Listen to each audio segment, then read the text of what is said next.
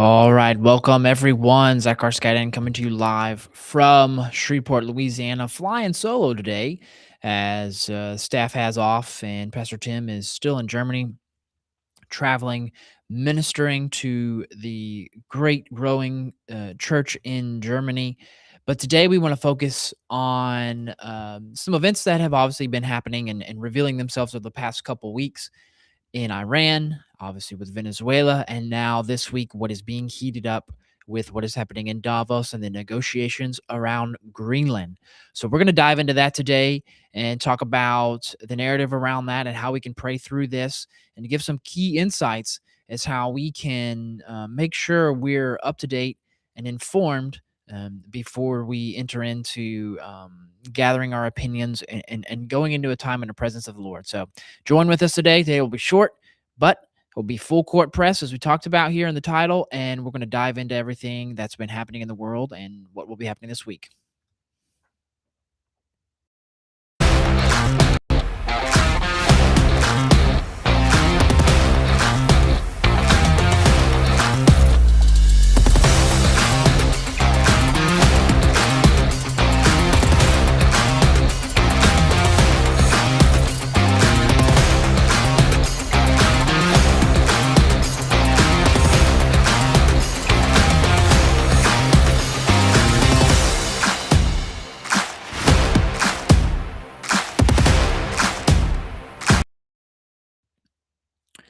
All right, welcome everyone. Zach Scaden here, flying solo. As I said today, make sure let me know if you can hear me in the sound here. Trying to just make sure everything is operational as I'm flying solo here. And if I don't hear any negative feedback, so I'll make sure and know that we are good to roll.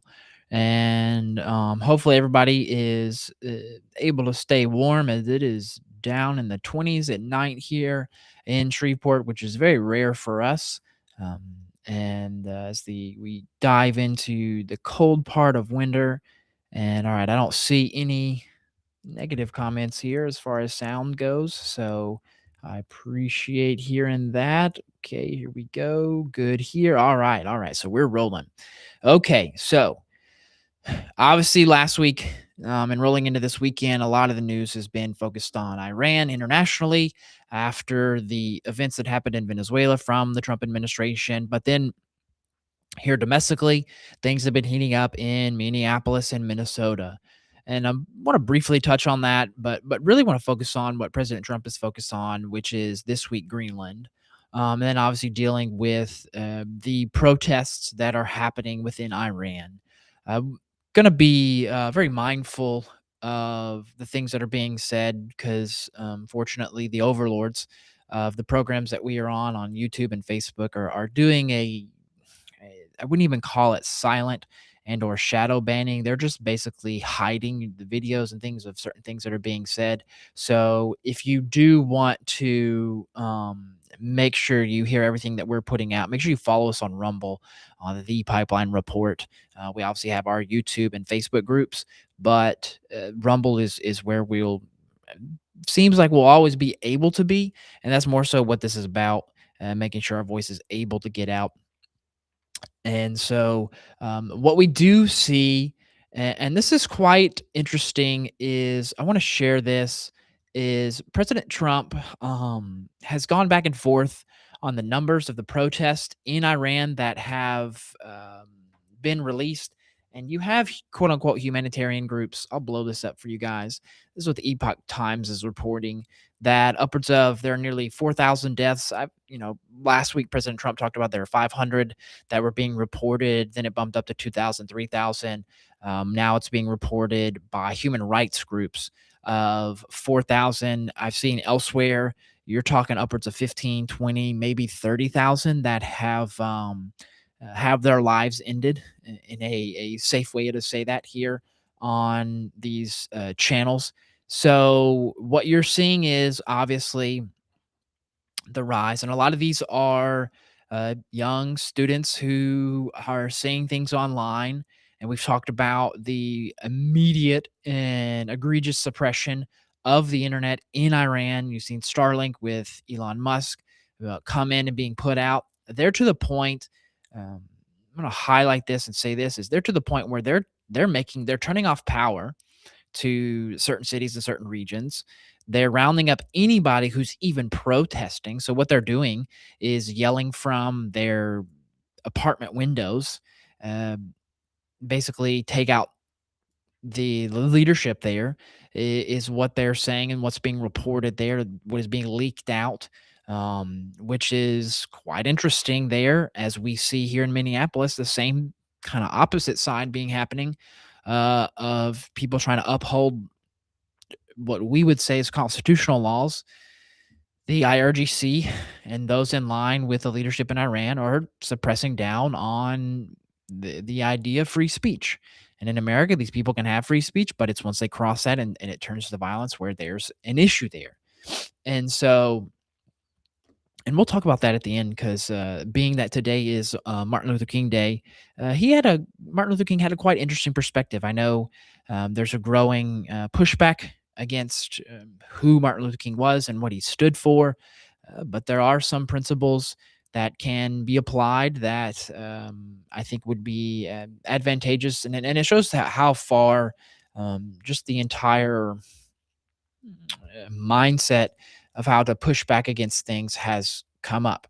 Now, with that being said, today we're coming up on the heels of President Trump going to Davos for the World Economic Forum's annual meeting where they discuss things, and President Trump has laid out there that he will put tariffs on countries. I'll blow this up for you before I shift to it. Who basically will not adhere and or let Greenland be sold to the United States. And the rising pushback is from world leaders is the frantic freakout of, oh well, okay, you're going to do this, we're going to harm you, but in reality, they're going to put reciprocal tariffs back on the United States. But the reality is that they've already been doing that. They've been doing it in roundabout ways. I don't want to dive into that here today, but this is tit for tat. They're going back and forth, and we'll see who actually folds. Trump's bringing people to the table. He's saying, let's deal with this, and he's pretty serious about it. And I want to play this clip from Meet the Press from Scott Bessent, because he was asked this very directly in the opening question here on NBC yesterday. And I think this is quite interesting to hear his perspective. Have you here. Thank you for being here in person. Let's start right there. President Trump threatening to impose steep tariffs against some of America's closest European and NATO allies. The leaders of Denmark and Greenland say bluntly, Greenland is not for sale. What makes President Trump think it is?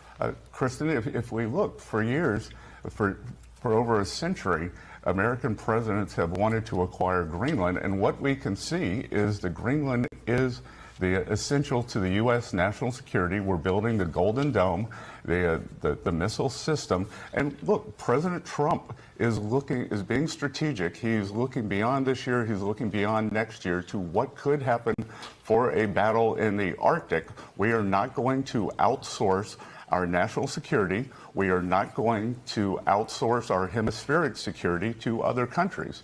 In Trump 1.0, President Trump told the Europeans, do not build Nord Stream 2. Do not rely on Russian oil. And guess what, Kristen? Guess what is funding Russia's efforts against Ukraine? European purchases of Russian oil. I think that's very interesting. Hopefully you guys were able to hear that. Again, flying solo, let me make sure everything's going through there. But Scott Bessent is basically saying, look, the advantageous part for Greenland, for the United States, is the fact that it can prevent Russian and Chinese submarines going through there and then hiding things. There is an interesting movie that's kind of making the rounds on social media, on TikTok, that and Instagram, Facebook, where people are highlighting where even the film industry understands this and push this agenda, and there have been presidents of past who have pushed for this and understanding of this. So all these moderate Republicans and Democrats who are, oh, what's going on here? I think the reality is they're strategic. And there was even some reports that talked about, hey, look, um, this is one about safety for the United States. There's obviously money and issues involved in it, and President Trump isn't backing down from that because of the natural resources that lie underneath, Greenland's surface. That he is being very well open about. Yeah, we want that.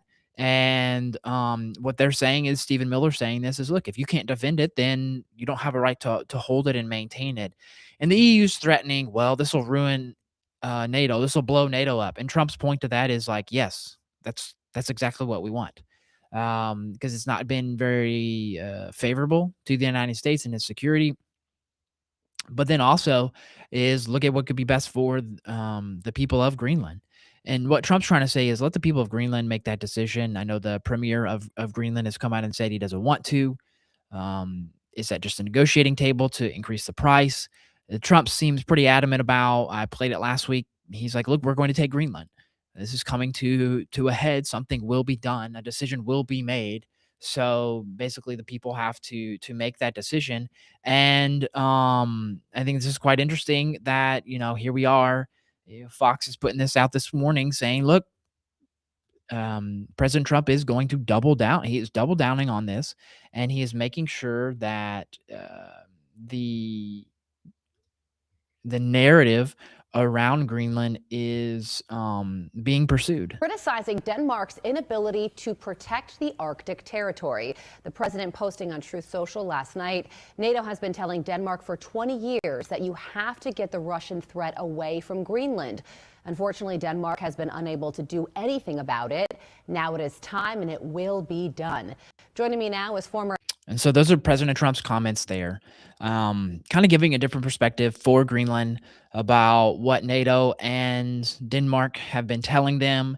And here's the issue. And like Scott Bassett said, there is because of the oil pipeline that's there, this is how Russia is able to really hold a stronghold there in Ukraine because of the funding from the oil there that the European nations are funneling right into Russia. And this is the challenge of what President Trump is trying to do. He's trying to upend what has been and reimagine the world as he's putting on this full display of pure business leader, economical entrepreneurial, however you want to put it, of just let's get the job done.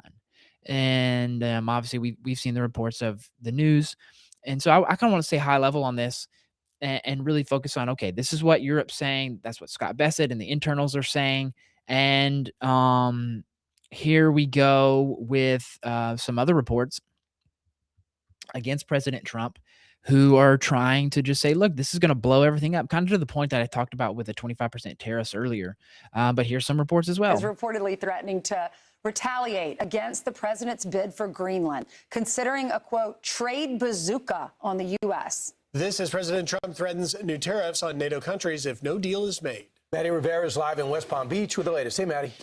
So they're talking about if no deal is made, they're going to blow this up, et cetera. The question is, what are they willing to concede? Is it and here's the dynamic here. You see President Trump calling out what NATO has been telling Denmark for over 20 years of, hey, you need to do something about Russia. And Trump saying, yes, let's do something about Russia. And the reality is look, if we're going to have national security being our interest, then we got to put America and looking at it. And there's this term that everybody in the Trump administration and in alignment with the Trump administration is saying about this gold dome, basically creating this arch from, all the way over Alaska, over the Antarctic. If China, Russia, this goes back to Cold War, if China or Russia were to shoot off a weapon, I think you understand where I'm coming from there. And then this would be a way for the United States to be able to have time to defend itself before hitting the mainland. You obviously have the North there in the Arctic with Russia on both sides, from Alaska to Greenland there, if they were to try to do something, China as well in partnership with Russia.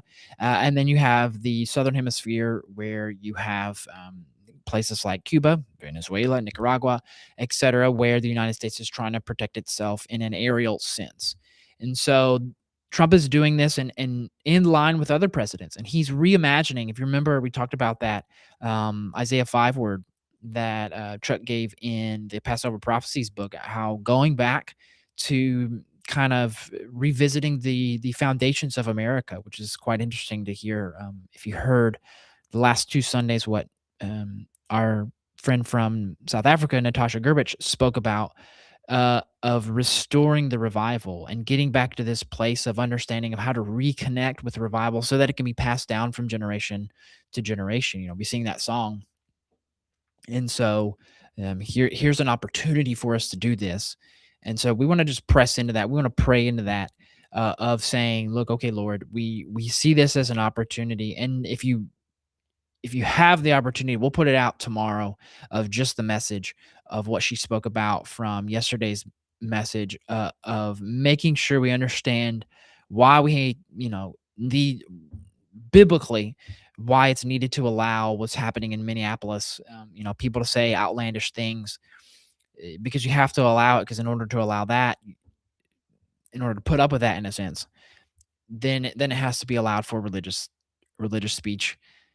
First Amendment. And so we see the dynamic there. And she talked about the difference in Mark and Matthew of how you need both there and in order to, and in Matthew 28, where it talks about is making disciples of the nations and teaching them and this baptizing them in the ways of the Lord this is one of those ways where you allow it to happen so that, and we've been talking about that for years. And I think what she said was great and put language to a lot of things that we've been saying of we allow the freedom of speech, we allow this dynamic of having an opposite view so that you can allow sunlight to basically let people see and examine the truth of what this view is that's out there, and then be able to give them an alternative. And if you look at what's happening in Iran, it's a great segue into Iran, is they're not able to have that dynamic.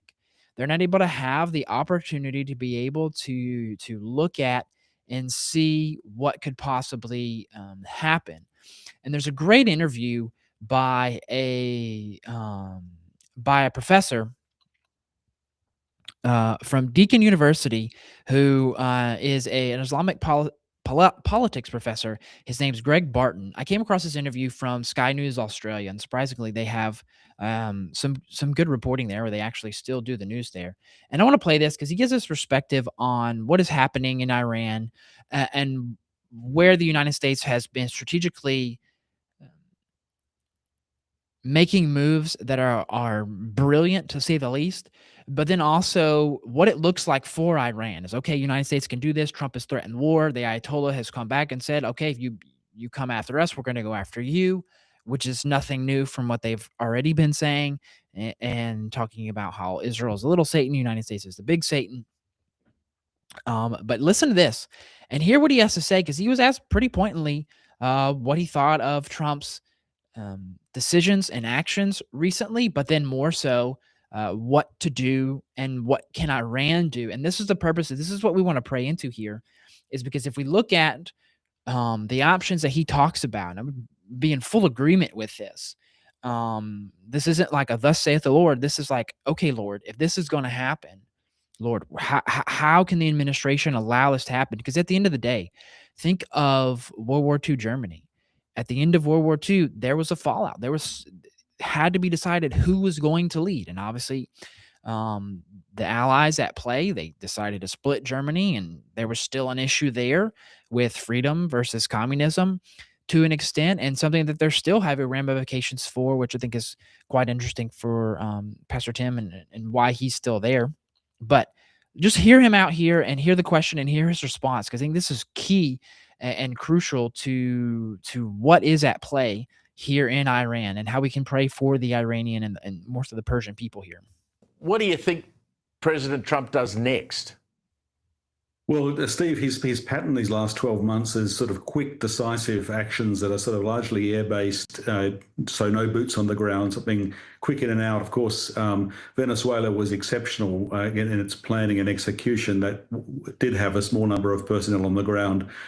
What we do know with Iran is that it's deeply, the security apparatus is deeply penetrated by Israeli intelligence. So, possibly if President Trump is persuaded by Prime Minister Netanyahu that there are certain things that they could usefully do, that might be enough to tip him in that direction. But the key point here for the people of Iran is what happens with the Iranian military, as distinct from the Islamic Revolutionary Guards Corps. The standard military is much less ideological and religious. If they flip, then the regime falls. And I think that's key. I'm going to play that again. He obviously talked about how Israel has deeply penetrated Iran's security forces with inside Iran. But hear what he says again. I want to replay this again because this is very crucial here. And religious. If they flip, then the regime falls. If they don't flip, then it's hard to see the regime falling. And so I want to go back to the example that I talked about with Germany here in World War II. Is you had a major set of German people, and this is where majority of German people were, and this is what Hitler did a great job of plugging into. And I'm not saying this is what's happening with Iran, but it's very, very similar in this sense to where you have the German army, and then you have, you call them the brown shirts, the SS, the Nazi, the diehard like Hitler people. And so Hitler did a good job of balancing the two, of making sure, like in Iran, you have the IRGC, like the SS, Nazis, etc., the brown shirts, who would enforce a totalitarian regime on the people in Germany. And then the German army fell in line with that. They weren't necessarily in agreement with it. And you see the movie, you hear the Valkyrie, the multiple attempts upon Hitler's life and trying to take him out and remove him from power. And that's one of the things that from those around Hitler, they guarded him, they protected him even up until the end. And unfortunately, it cost Germany a lot. But in this instance, the similar scenario is playing out. You have those who have fallen under the IRGC, who are more so focused on building up a Persian empire, because they saw the corruption from previous administrations. And so they said, okay, but what happened was a swing back to the opposite direction. And they unfortunately gave up power and freedoms that they were somewhat short-sighted. And so what he's saying here is, look, if they can turn on the IRGC, if they can turn on the Ayatollah, then the Iranian people themselves have a better chance at preventing an all-out civil war in a sense, even though it is happening right now. But I'm going to continue to let him talk here because he gives a interesting perspective on what's actually playing out here in Iran.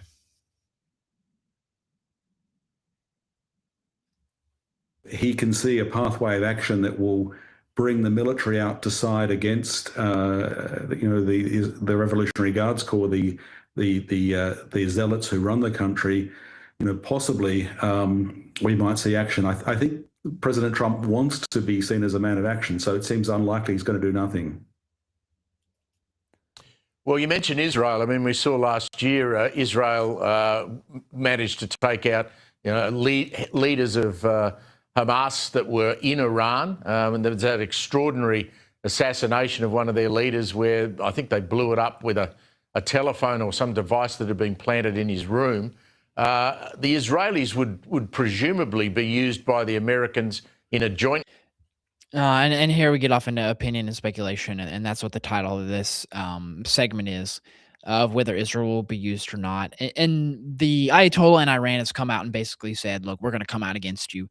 And Trump, when asked the question, is like, look, they've said this before. They said they would come after us when we took out their nuclear capabilities.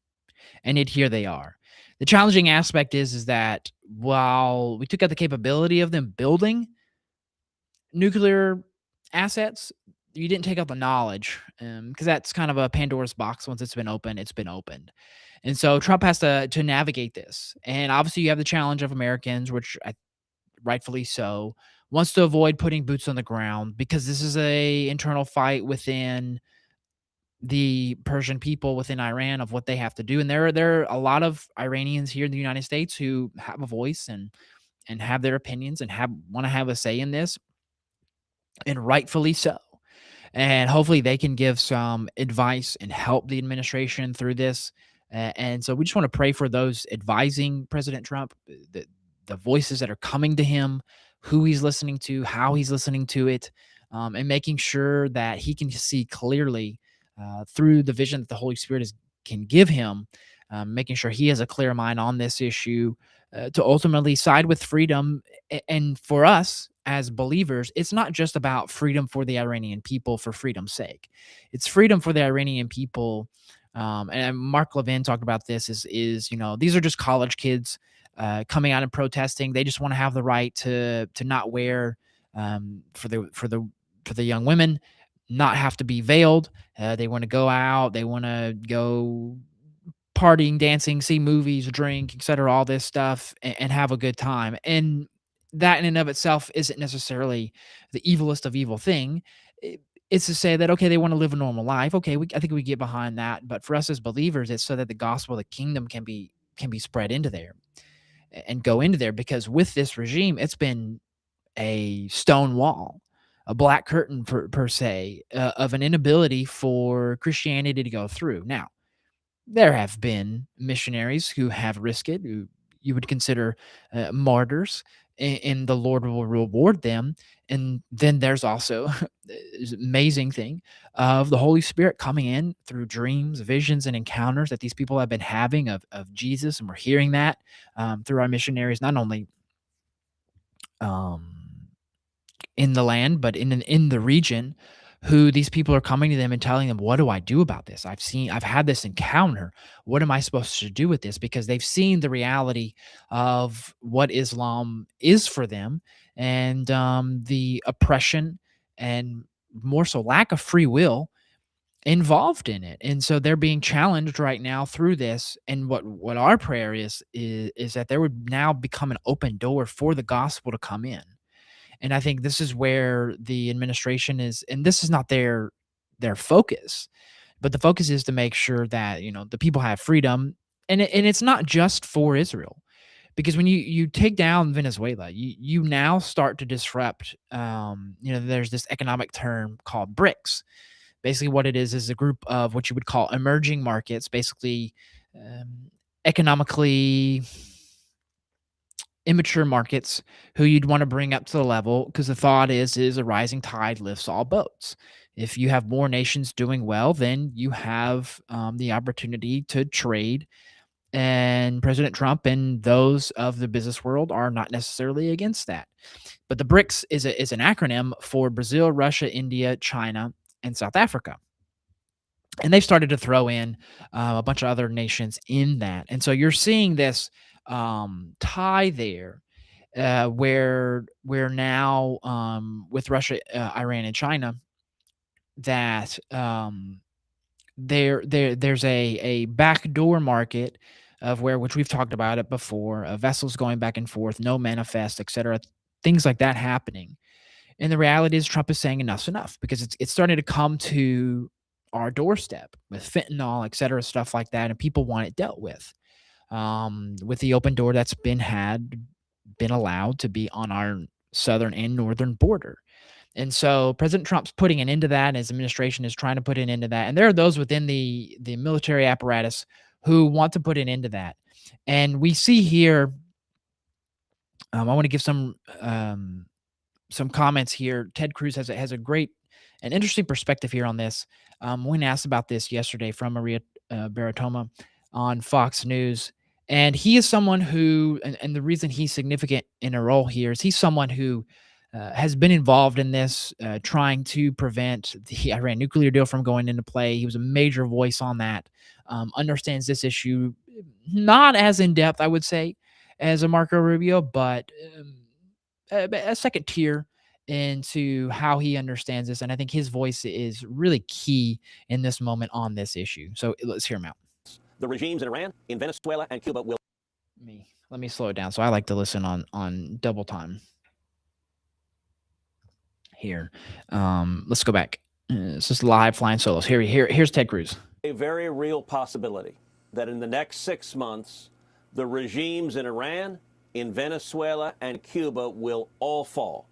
There is a real possibility that Iran, Venezuela, and Cuba will all. And don't forget, you would say he's Cuban, his dad's Cuban, so he understands this issue, again, quite well. All democratically elect new leaders, and instead of fomenting violence, fomenting attacks on America, instead of waging war on America, there is a real chance in the next 6 months that the people of those three countries will elect leaders who embrace freedom and free enterprise and who want to stand with America.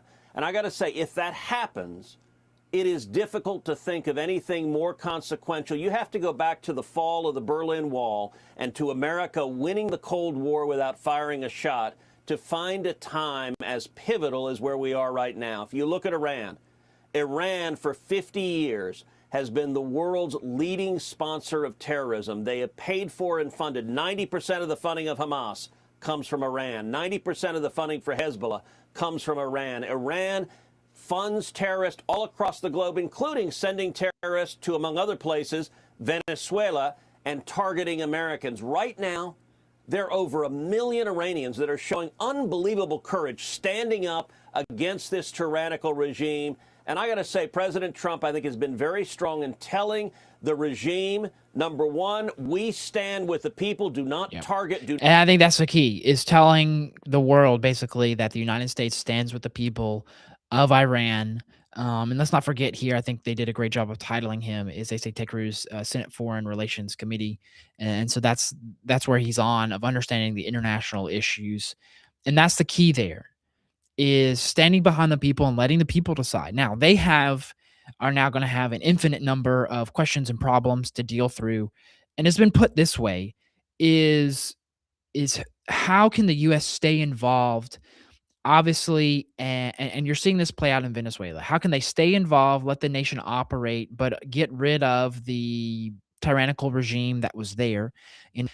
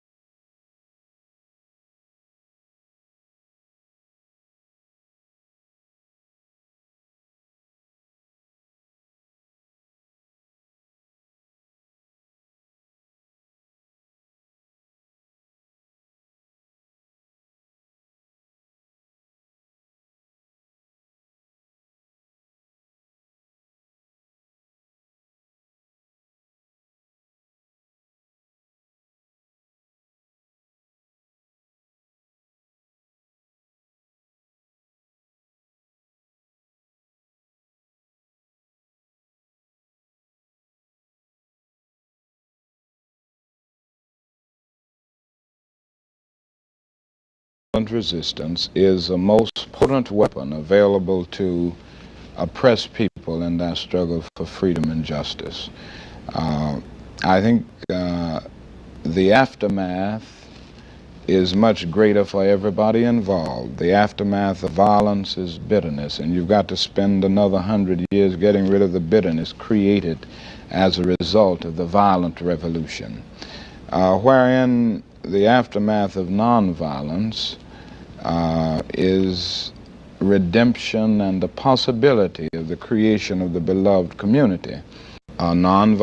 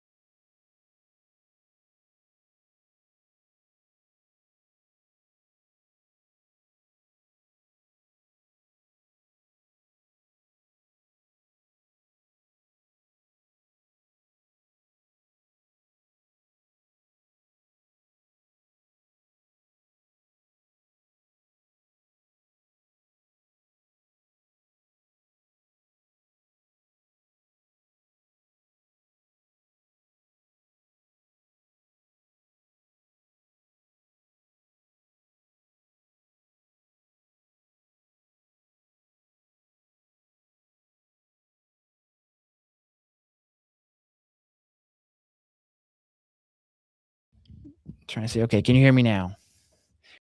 I think I got it back. Technical difficulties there.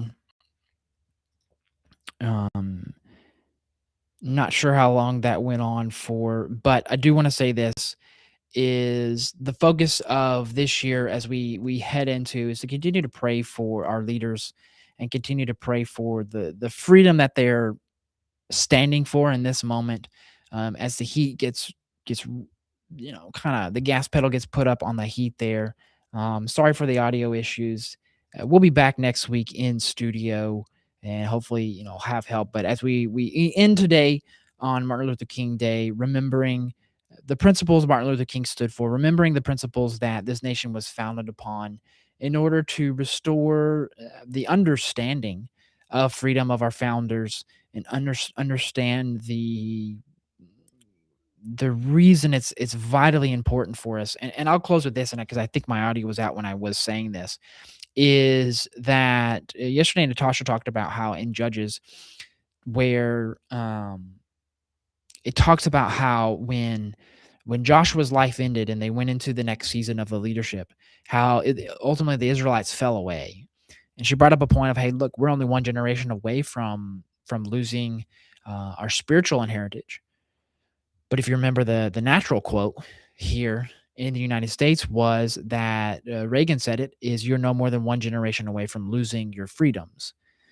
And I think we tend to, and we can all be guilty of this, we tend to focus on the natural and not look at the spiritual and understanding the importance of, look, if we focus on the spiritual heritage, if we focus on passing down a deep understanding and an experience of what it means to uphold biblical principles, kingdom principles, then the freedoms are necessarily bystanders of that. It'll come with that. In Matthew, it talks about that in Matthew 6, where it talks about seek ye the kingdom of first, and all these things will be added unto you. I think if we focus on the kingdom and pass it down spiritual principles and biblical principles, kingdom principles, then the freedom of the natural, the freedom of things will be kind of in hand and foot. It'll come, left, right foot with it.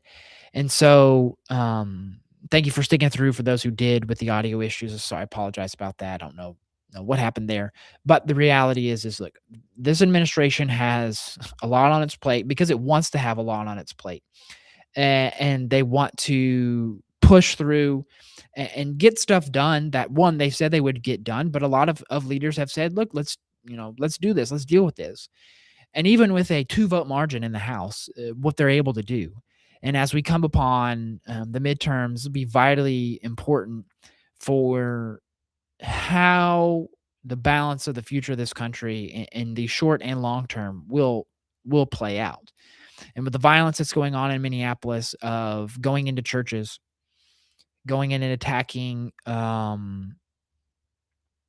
federal officers who are trying to uphold the law, even the mayor of Minneapolis saying that the Minnesota police are going to fight ICE agents, but then the chief of police in Minneapolis is standing right behind him like, no, we're not, type thing. And so we see this dynamic play out here, and we just want to pray for our leaders. And look, this is going to boil down to local, and you do have a voice when it comes to these midterms. Don't ever let anybody, because there are even some people who we would say are in our camp in a natural religious standpoint of view, or in the charismatic prophetic movement, who have said your vote doesn't matter, you don't need to go vote. That is absolute sheer nonsense. And so we pray that you come and are informed, whether it's through us or through somebody else who knows your local issues when it comes to these midterms, as this will be one that is in the balance. And just like in Judges, where it talks about, and it shows the example of when an understanding isn't passed down to the next generation, the possibility of walking out of alignment with the Lord, it can happen. And we're seeing that play out here in the natural, with our freedoms being challenged right now, the younger generations being indoctrinated for whatever reasons, which I think we all adhere to and understand. And so with that, I bless each and every one of you for following along. Be sure to like, share, subscribe. to people who want to stay informed and don't just want to hear the news, but our focus is on telling the news, but then offering some prayer points and some perspectives there. And so as we get ramped up throughout the rest of this year, that'll be our focus as we head towards the midterm. So blessings to each and every one of you. Thank you for following along, and we'll be back next week in studio, and hopefully don't have any of these technical difficulties. But thank you for following along. Blessings, and I'll see you guys later. Have a good one.